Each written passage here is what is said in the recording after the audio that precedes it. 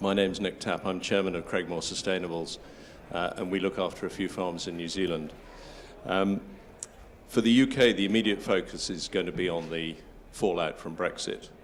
Deal or no deal, the reintroduction of tariffs on some products, possibly, reduced availability of harvest labour, new British agricultural policy to replace the CAP, the promotion of public goods, challenge to APR possibly, and so it goes on. And underlying all of that, the impact on farmland values of all of that uncertainty. And much of that, if not all of it, is driven by political wrangling and decision-making, and people, as we've seen for the last 15, 18 months, standing up and saying some fairly strange things. And at the same time, so we have politicians demanding that industries, not just farming, solve all of the problems generated in Westminster, Brussels and elsewhere by increasing productivity and becoming more competitive. It's a wonderful cop-out for politicians because it's always somebody else's responsibility to solve the problem. And at the same time on farm we have an absolute explosion of new technology, promising to address many of the challenges facing the industry and deliver that increased productivity, which all sounds good. Apps, smart solutions, digital appliances give farmers the opportunity to farm more efficiently with lower carbon footprint and so on. And what they also do is add to a tidal wave of data that flows over and from farms and farming. Farms are afloat in a sea of data. From weather by the minute to market prices to somatic cell count to animal weights, fertilizer, and the list goes on and on and on and on. And farms are extraordinarily diverse places, so there are endless sources of data.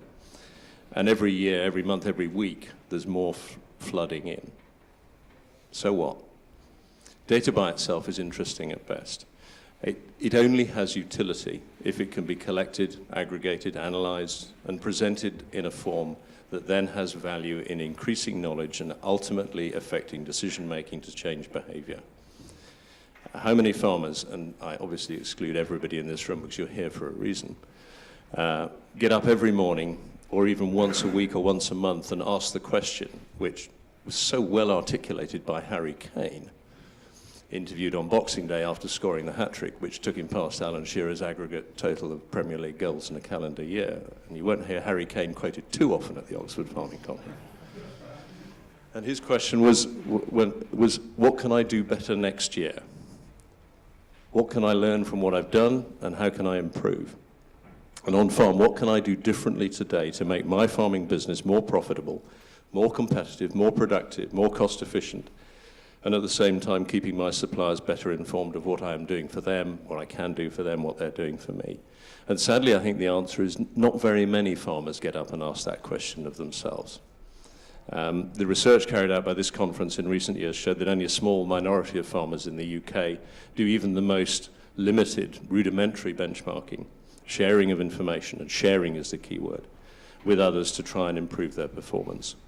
And yet this sharing of information is the revolution that could be coming to your farm. And the benefits are likely to be enormous, but at the same time the challenges, the management challenges, structural challenges, relationship challenges, personal challenges will also be substantial and will be hard. Now, I'm going to hand over to somebody who's much more qualified and capable to talk about this than I am. And I'm delighted to welcome Tom McKettrick of Map of Agriculture to the conference. Tom's PhD, sorry, I'm going to have to pick up my bit of paper now because it does get. Tom's PhD was in complexity science. And the list of his projects, dissertations, and publications to which he has contributed is extraordinarily wide, really quite hard to understand, and very forward-looking. And Tom has spent some time teaching maths, and that simplifies his teaching horribly in a range of environments from failing schools to postgraduate level.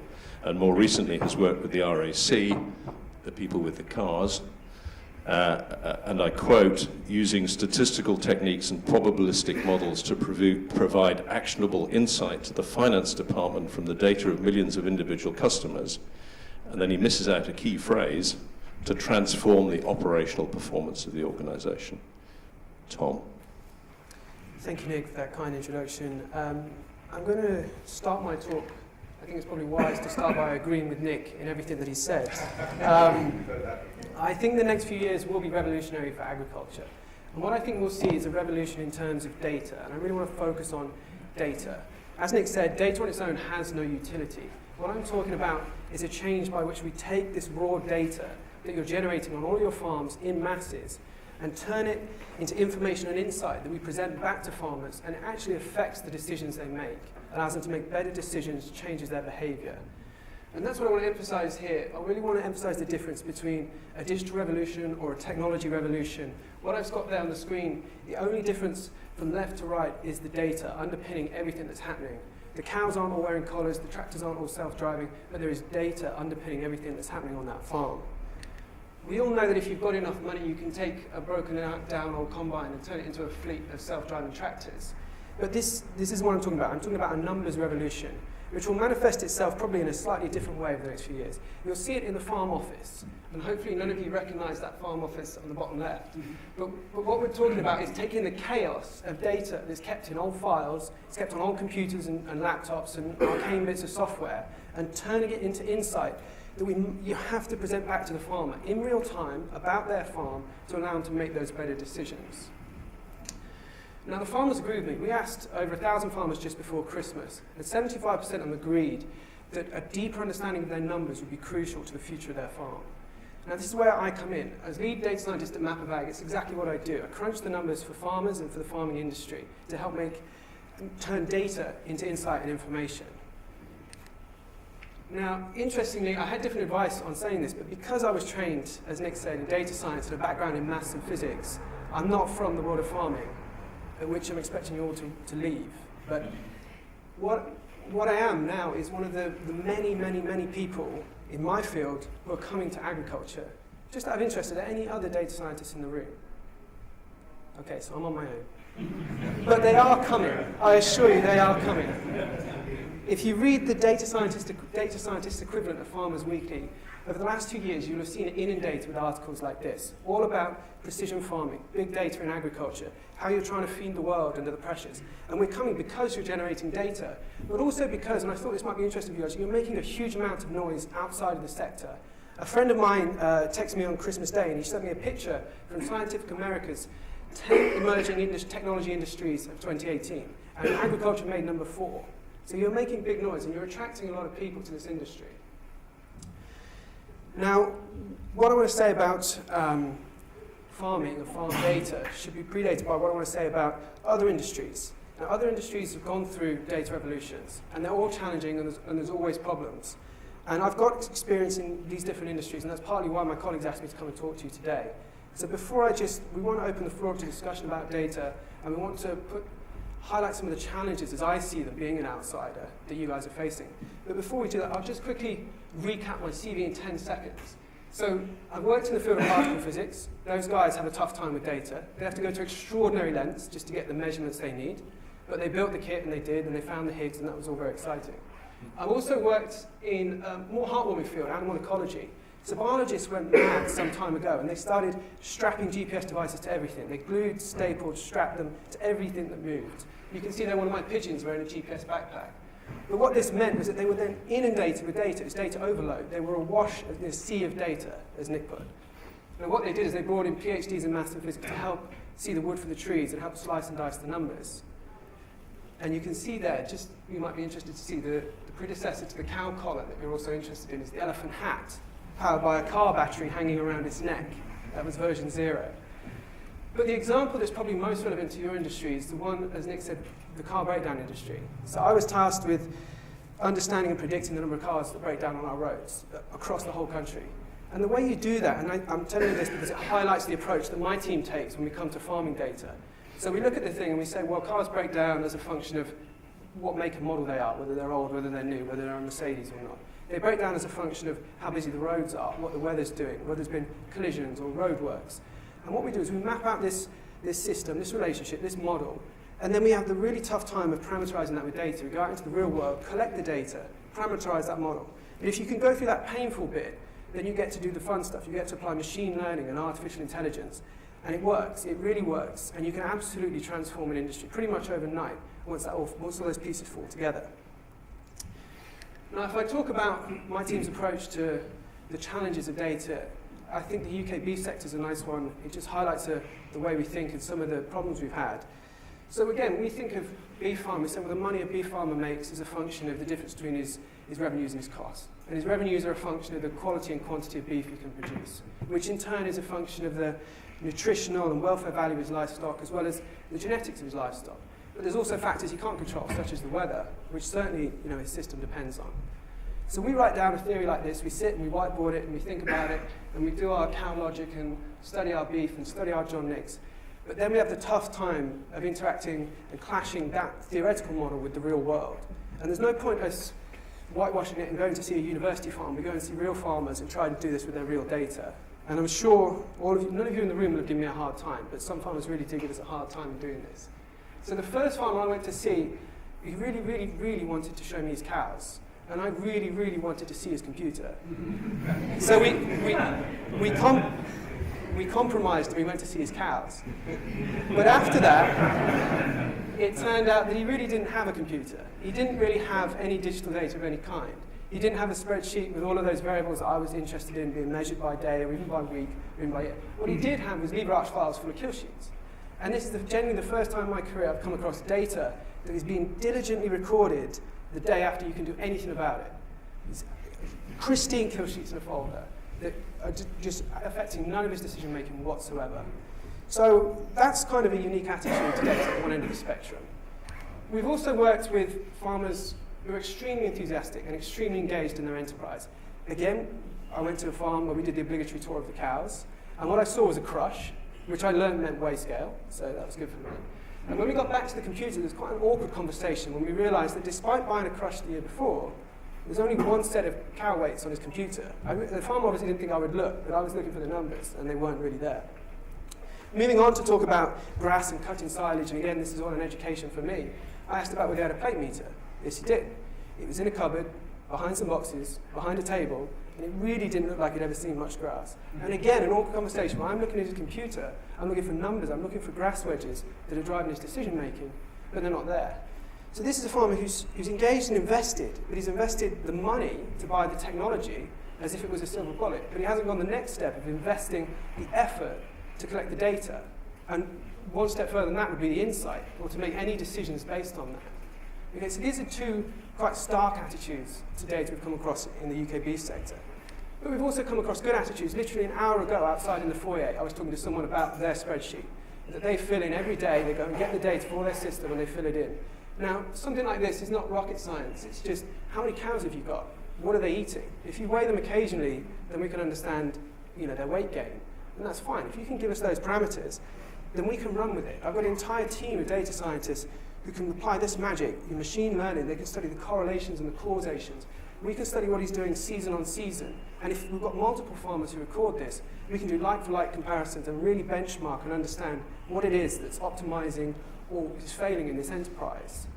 But only because he goes to the effort of diligently collecting a good set of data. It's not rocket science. I'm not asking him to buy loads of kit, but just record the numbers that are relevant to the enterprise, and then we can help make the decisions.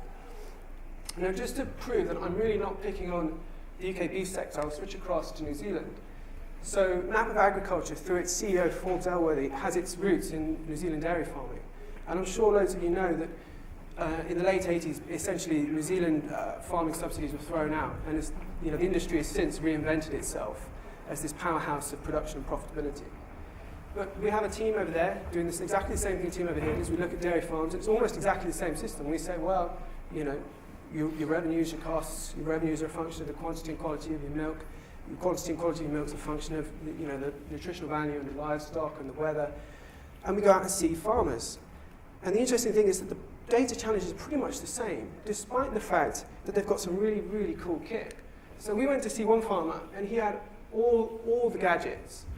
He had huge center pivots with every nozzle recording its water flow. He had soil moisture probes in every field. Every single cow on his farm was wearing a collar. He's got an Internet of Things connected weather station.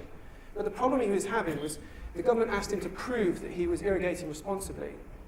Now, if you know how much it's rained, and you know how much water you've put on the ground, and you know what's in the ground in terms of water through your moisture probes, you should be able to answer that question. But he said, no, the soil moisture probes on that laptop, the data comes in on that bit of software, the weather stuff's on the internet, on that bit of stuff. Essentially, the numbers are in 3 different spaces, and they're in 3 different spaces in his head. He's not tying them together in any way. So what is the point? And in fact, if you look, for those of you who can see the chart where I've put the numbers together for him, he is not turning on his irrigation. It's got nothing to do with the water in the ground. And in fact, his soil moisture probes are measuring so many data points. He's just inundated every 15 seconds.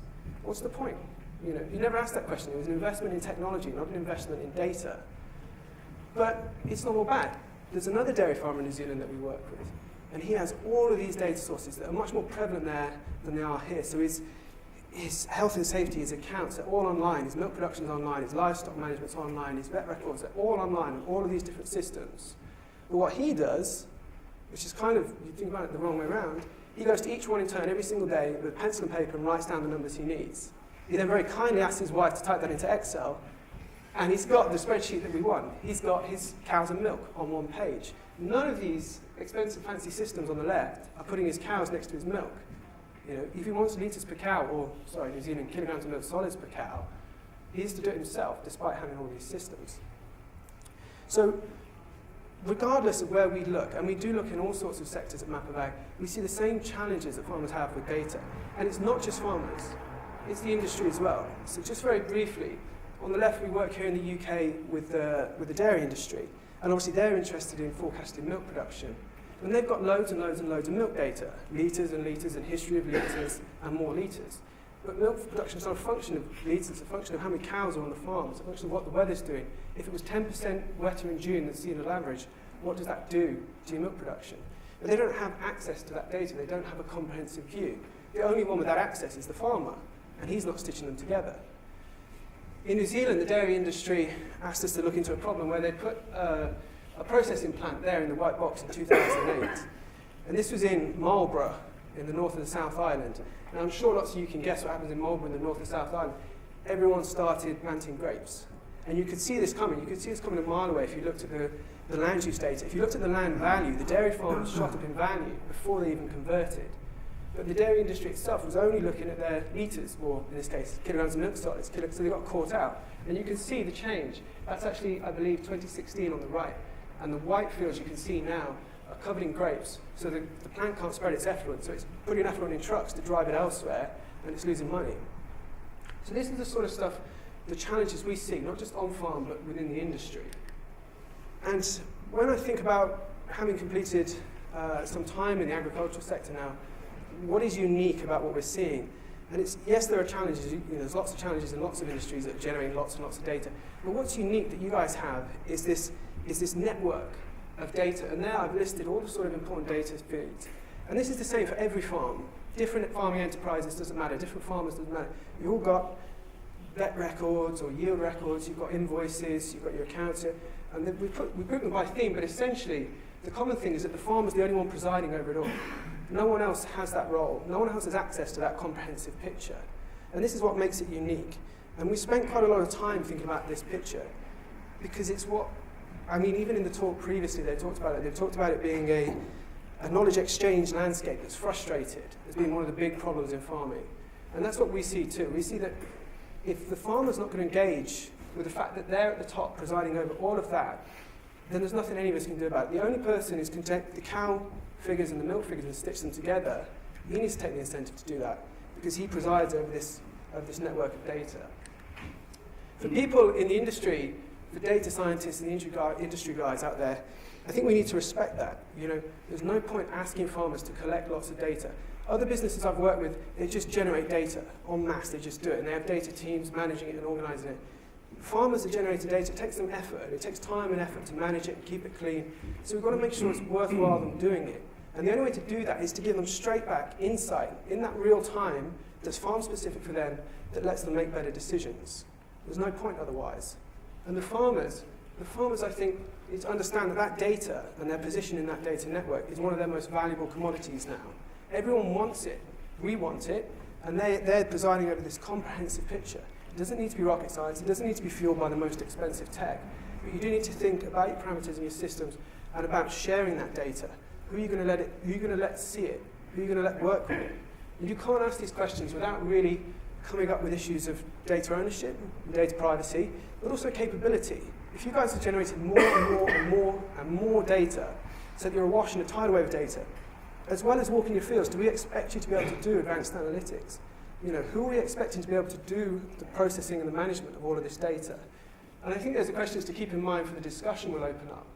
But before we do, I just, I want to say that it's not all bad. Like the future is good. I'm sure you all know farmers who have managed to share their data amongst themselves and amongst others to the benefit of their enterprise. I was told about a South African dairy farmer, I believe it was Nigel Locke, who is, despite having a large herd, measures individual properties of each animals. He measures his animal weights very frequently. He measures his milk quality. He measures the mobility of his animals. And that determines what rationing animals get. And in doing this, in automating that process, decision made by the data that's on farm is optimized his dairy production. That's an independent example. At Map of Ag, we work with lots of different examples like this. Like I said, in the UK, we work with milk forecasting. We're trying to help farmers who are under the pressure of forecasting their milk stitch their numbers together to make that easier for them. In Australia, we work with huge arable farmers who are trying to maximize their profitability despite really harsh climatic conditions, and they have lower yields, but it doesn't matter, they can still optimize their profitability. And we have lots of examples. There's quite a few of us wearing Map of Ag badges here today. So I'm going to round up now, but essentially, if you have any questions about any Map of Ag specific projects, feel free to ask any of us. And with that, I'll pass back to Nick. Thank you. Thank you, Tom.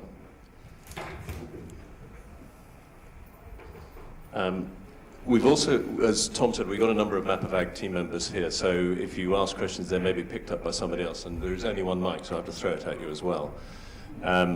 But also, we have JP Dorgan here from Map of Agriculture. JP comes from a family farm in Cork and has been part of the Map of Ag team since 2010. Spent 20 years in ag and food supply chains, working for Tate & Lyle, Kingspan and GEA Farm Technologies. Has experience in dairy nutrition, organic produce, and the development of beef producer clubs. I think I'll leave your CV there. I think that's good enough, Jake. Thanks, Nick. You've definitely oversold me.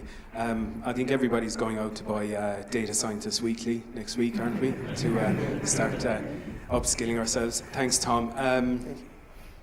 I think we might fire it open for some questions, if anyone wants to kind of kick off, really, and see what we can try and answer with the few minutes we've left.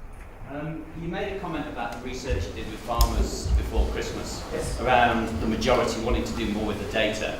But Nick, you also mentioned in your opening that the vast majority of UK farmers aren't benchmarking at the moment. What's the actual gap that's going to close between those two groups so that people are going to use data? What's stopping them from doing it now? No, I'm just going to chime in from myself, just from Farm at Home, having been there over Christmas and having visited a lot of farms globally over the last 12 months. I think, as Tom explained, just pulling it together, because someone says, okay, let's benchmark beef production. Okay, well, what about genetics? What kind of finishing regime? All those variables. And I think it's very hard for guys to start pulling that information together. And I think where we're coming from is, you've got structured data and you've got unstructured data, and how you can pull that information together, make it very easy for the farmer, so that information can start flowing. And obviously, it is the farmer's data. They are the ones that are permissioning that information, which is key.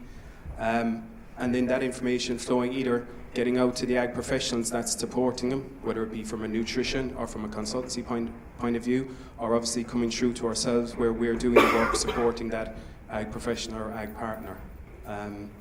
So again, to me, it's the data is there. I think farmers are willing, want to benchmark, but it's not as easy when things are in different computers or pieces of paper. I think ultimately it's commercial and financial viability will force people to get engaged more fully, because, as JP said, much of the information, much of the data is already there, somewhere in the system. It's using it is the challenge. Nick, can I just add a comment to that piece of research that is on the app, actually. It's on the conference app. You'll find it, if not tonight, tomorrow.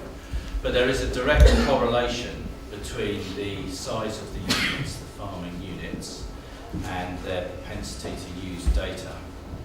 And we believe that, yes, the larger units it's been a straight commercial decision. There's been opportunity to deliver more profitable farming, and not just in terms of money terms either. You can apply the same understanding to perhaps some of the other things that are important. What we notice about the smaller units is their attitude to data that Tom talked about. You know, everybody knows they've got to get control of their numbers, but up until relatively recently, it's been a nice to have. What may well happen in the next 18 months or so with the changes around us in agriculture, around policy, it'll be an absolute essential. So as was illustrated in the last talk by some of the questions and answers comments, the market will take out those people who are not able to, or not willing to try and compete in the market environment. The other thing I would add, Nick, very quickly, is that some of the other dynamics that we might be judged as, or by, as farmers, so perhaps some of the natural capital type measures that we talked about, and some of the other metrics, we're actually going to need as farmers a way of being able to demonstrate that we're delivering those. And that's another area of real opportunity. Hello, my name's Sian Edmonds. I'm a lawyer at Burgess Salmon. My, I suppose, observation but question is about ownership of data. And I can, coming at it from a legal perspective, I think there are real challenges excuse me, in terms of not just the individual farmers' sort of raw data, but what happens with that data once they hand it over, how it's used, and the extent to which the farmer can retain rights in that data and what's produced from that data. I'm presuming that these challenges are being considered, but what are your thoughts on that, really? I just very quickly, I think you're right, and I think it's one of the things that I said that as, for instance, as a data scientist and as the industry, we need to respect the farmer's ownership of their data. From my perspective, I don't think there's any point anyone else owning the data, because at the end of the day, the farmer's the one who makes the decisions on farm. So even if he took all of his data and someone else owned it, he's still making the decisions. So it goes hand in hand in terms of the decision making in my mind that it's his data. I don't know whether you guys think. Just to add, we've wish we brought our lawyer along to kind of to answer the question. But we've spent a lot of time and a lot of effort around this area. You know, we've backbone of a good 20 odd years in data and everything else with a merged company. And I think where we come at it from, it's the farmer. So if he wants to permission his data for his vet to see it, or his nutritionist, he can do. If he wants to stop his vet seeing that data, he can do. And I think that's where we want to come at, in that, you know, Mr. Farmer or Mrs. Farmer or Miss Farmer, take control of your data. You know, it's probably one of the best crops out there at the moment. I know people probably mightn't think it, but in 5 years' time you look back and go, crikey, my data has been the difference between profit or no profit. And I think for me, you know, coming at it from a farmer's son, and just a very quick short story on technology. 4 years ago, I spoke to my dad about robots, cows being milked by robots in Ireland. I said, you know, it's going to be a massive opportunity for family farms. And my dad was like, no, it's not going to happen, forget it. And this Christmas, I'd just like to point out my dad is 74.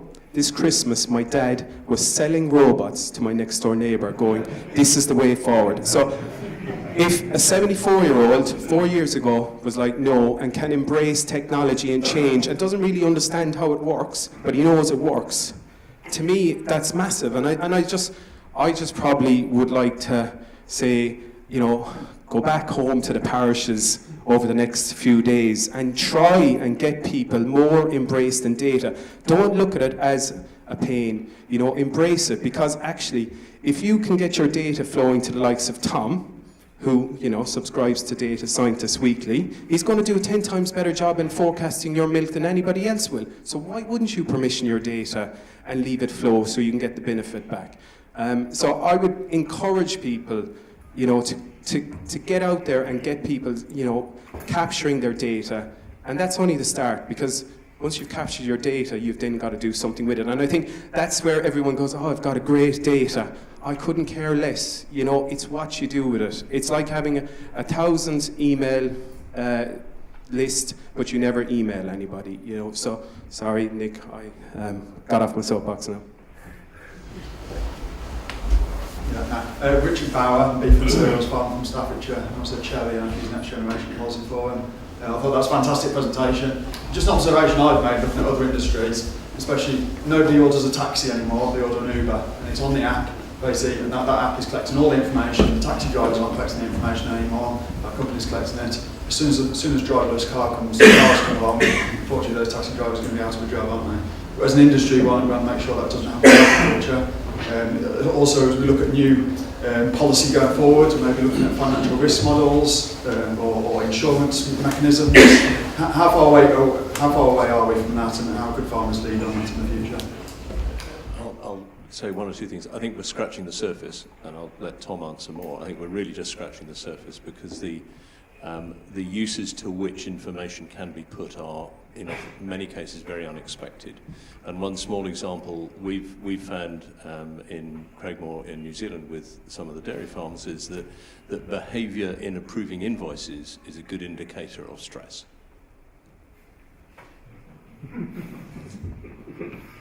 So if you put it off, there's a problem. Go and sort the problem out before it becomes a big problem. Yeah. So there are all sorts of things that are, and also there are no Ubers in Dunedin, much to my disappointment. Sorry, can I just pass this to Tom? Yeah, the only thing I'd say is that I don't think anyone beats the person who understands their numbers. There's a great anecdote that I was literally asked to give today, and I'm glad the chance came up, which is Tesla, the people who make the electric cars. Some months ago they released a software update that made the cars go faster. That's insight at work. That's not technology at work. No one replaced a single piece on the car. But they understood their numbers, they understood the algorithms, and they made the cars go faster. I mean, who can compete with them if they can make their cars go faster without having to bring them into the garage? So I think, you know, and the chap in the talk before said it. He said, you know, we're talking to the likes of you who do, you know, you are engaged and you can read your spreadsheets and see, but what about the farmers who can't? And that's why the things I'm talking about are not rocket science. I'm talking about lining up litres and the number of cows. You know, it's really, if you get the fundamentals down, if you understand your numbers, you're untouchable, I think. There was a question here. Kip Tom, a farmer from the United States. I'm excited about listening to this discussion around this room. It's one that I wish we would have had years ago, asking the good questions I've heard here. I do know this, that a farmer typically has about 40 opportunities in his life to produce a crop. And once we start using these data science tools to run the analytics on our farm and make good cognitive decisions into the future, we now can have tens of thousands of learning experiences in a year's time, increasing productivity, being more environmentally sound, producing a crop, doing what you said earlier in your comments about waking up that morning and what can I do better for this next crop. So with that in mind, we're looking very deeply into all this different data. We've been involved in a number of startup companies, and I really am excited. Would like to talk to you more about this, because I believe you're on a pathway to blockchain technologies that will help us understand what goes on at the farm, all the way the consumer be able to track it, and help that consumer be more comfortable with our food supply and the nutrition we're providing them globally. So, very good presentation. Thank you. Thank you, Ken. William, I'm a land agent, also a farmer. I think at the moment, my own views is a massive amount of money being wasted in terms of where it's being spent, and farmers in particular are probably a bit guilty of they like shiny toys and like saying, look, what I've got this thing that they're telling me is going to save money, or what is going to a chip. But what I think we need to do, probably what Tom's been trying to say, is actually record what we're doing to then see where we can save money. So we make decisions. I think a lot of people have been hoodwinked into saying, buy this gadget, it will save you money. Farmers need to say, what do we want to, what do we want to do better, what do we want to achieve, and then apply the data to do that. Whereas at the moment, I think a lot of people are just spending money on technology in the view that it's going to solve the problem, rather than developing a system that will solve the problem. And I'm absolutely, I know we've done that, some of the stuff we've done, it's not really made us anyway. We're probably sometimes told what we already know, but that's because we haven't thought holistically about it enough as to what do you want to get out of this data, rather than just saying, oh, we're going to globalize about it. do a variable rate, but has it actually made you any more money? No. So have you achieved anything? No. We've applied it where it's needed, but have you made any more money? No. So you've not achieved it. You've got to, the technology's got to be applied, so you actually achieve it. Yeah, I think Tom put it very well. There is a silver bullet risk. Everybody's looking for the single solution that will solve every problem. Sorry. Just to quickly add, completely agree with that. And for me, the big thing is, as an industry, we should all, more about sharing of data. It's not just, oh, this is the silo for, my nutrition, or this is, what my agronomist is telling me, or this is what, my fertilizer sales rep, they're all doing a good job. But I think if there was more conversation or more sharing of information between them, now that might be the farmer having to, get that conversation going because he's permissioned them to see all the different bits of data. But what's that going to do? It's going to power up his farm, because at the end of the day, all he's doing is connecting people. He's connecting those flows of data, which again, coming back into it, is going to give him better insight. And that's what we all want, really. Better insight to make better decisions. Thanks. There was another question. Sarah Bell, Emerging Leader. I'm fascinated by what you're saying. I'm very much of the belief that UK agriculture is at the point of needing a digital strategy to start to address some of the trust issues, some of the ownership issues around data. If you were to develop that, what would be the one key thing that you think would make the biggest difference to bringing about wider adoption of data and analytics within agriculture? I think trust is fairly high up the list, and it was raised here as well. Farmers have to trust in the use of the data, going beyond the farm. Just briefly to add, for us it's all about integrity and expertise, because they both go hand in hand. You can have great integrity, but actually if you don't have any expertise, well, then you're going nowhere fast. And, we're independent. We obviously, no one's asked the question, actually, lads, how are you going to make a few quid in the room, which I'm surprised of. Me being an Irishman, I'm always wondering where the cash angle is. And that's why, for us, we're independent. I don't want, or we as a business don't want to go out and tell people how to farm better, how to grow grass, whatever. We just want to power up, facilitate the flow of information, leave the ag professionals that are out there that are doing a good job. And when you speak to a load of ag professionals, they're like, if I could just get my hands on more data, I could be more efficient. And I think one thing that nobody really has covered off here is that simple thing that everybody wants is time. And to me, if you get your data flowing properly, I guarantee you, if you mapped out 24 hours, 7 days a week of a farmer's time, he will save a huge amount of time, longer term.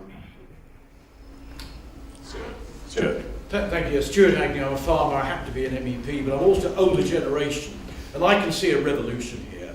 I'm thinking back 80 years ago, the key man on the arable farm was the chap who could get the best out of a horse, the man who could motivate a horse, know when it was tired. He was your key man. Within 20 years, it was the man with a spanner. And now it's going to be the man on the computer keyboard. And it's intimidating, it's frightening, but I realise that time is up.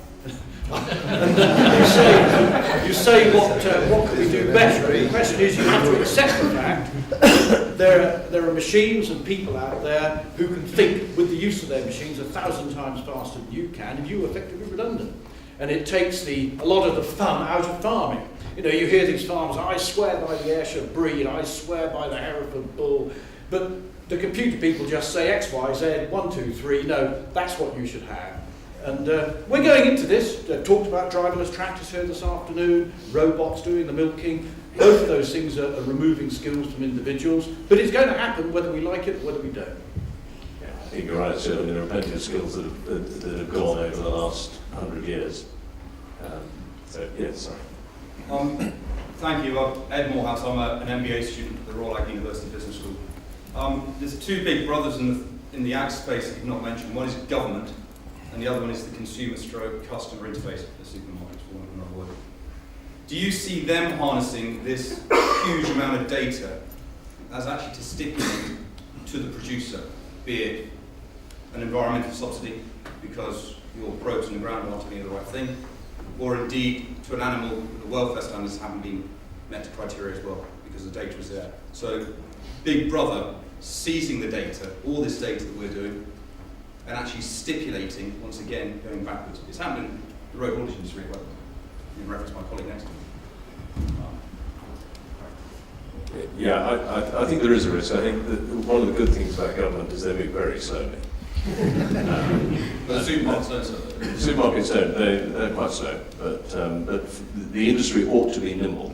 But if I could jump in there, the supermarkets are about to have the biggest disruptor arrive on their landscape, which is Amazon this year. Yeah. So I take your point, but I think already Amazon will change that. And if there's an organisation that is the absolute pinnacle of harvesting data, then I would probably suggest, knowing by my Christmas card list, that actually it's probably Amazon. Yeah, no, you're absolutely right. There's huge disruption there. I think the relationship with government is always challenging, and in the UK and in Europe we have a fairly intimate one in the industry because they give most farmers a very large cheque every year. And I think the direction of travel towards natural capital, as we understand it, we'll hear more from Michael Gove tomorrow, would suggest that there are going to be greater needs, and Tom referred to it, of recording and doing things to prove delivery on farm, and every farm is different, so it's not going to be one would hope, a standard model, but I think the industry ought to be leading that rather than being told what to do by government. The supermarkets are a very interesting space because they stopped growing in the mid-90s and they've been fighting each other ever since, and suddenly Aldi and Lidl turn up and turn the world upside down, and then Amazon do as well. So yes, it's going to be a very challenging space, and you're right, they're much better at using, Amazon are much better at using information. Supermarket potato buyer used to have all the information in her head to place the orders. Now it's all done by computer. It's going to change again. Just to comment, I might look at it the other way and say I think there's never been a greater opportunity for British farmers to become amazing marketeers, because it will be based on fact. It's not going to be based on opinion, oh, that's my best field because that's my best cow, but hasn't had a calf in 2 years, but she had a great calf 3 years ago. That's my dad saying that in the back of my head. And you know, I just don't, I suppose I struggle. I can't see why people don't get, if you've got information that is fact-based and you're able to show somebody 24/7, look how I'm improving, look what I'm doing sustainability-wise, look how I'm working with the environment, look how I'm reducing my water. Why wouldn't you want to share that? Take control, you know, and don't worry about government. And yes, I know the retailers and processors, they're in the supply chain, but actually, you know, you can control the data that's spinning around your farm and actually use it to your value, you know, of selling your business. Can I just say, and the retailers want confidence in supply. Quantity, quality, the whole story, the whole backstory. I know as a sheep farmer, I used to have a 800 flock of sheep that lost money. And I remember the discussions when EID tagging came in with sheep, and everybody was arguing the toss about £1.27 for a tag. And when I said to the team, right, what we're going to do is we're going to decide how we make more than £1.27 value out of it. Actually, it transformed the way we manage our sheep enterprise, and we went from an 800 ewe flock, loss-making flock, to a 1,250 profitable flock, because actually we understood what the hell was going on in the flock for the first time, because we actually had some EID tagging, we were able to make breeding decisions and all of those things. So I think it's the problem and the challenge is actually in the 6 inches between the years. And if there are some people that won't get over that psychological hurdle, but I know what I should be trying to do as a farmer, to have the rent to pay. Simply. Thank you. Any more questions? I know we're running up against time. If there's any more. Steve. Yeah, I mean, so Steve McLean from Marks & Spencer, so I'm one of those nasty retailers. I think this is a really interesting space, and I suppose I come at it from a slightly different viewpoint, that one of the things that we will definitely need is efficient supply chains. And that's not just from a UK context, that's about global efficiency as well. So what I hope will come out of this type of activity is much closer alignment between producer, processor and retailer. And actually, we should be able to build supply chains that are fit for the future for all our goods rather than just one element in the supply chain. We certainly look forward to working with MAPA-VAG along those lines. Thanks, Steve. One final one from anyone? No. Well, thank you very much. Thank you very much for coming and listening. Thank you, Tom. Thank you, JP. Thank you. And enjoy the rest of the conference.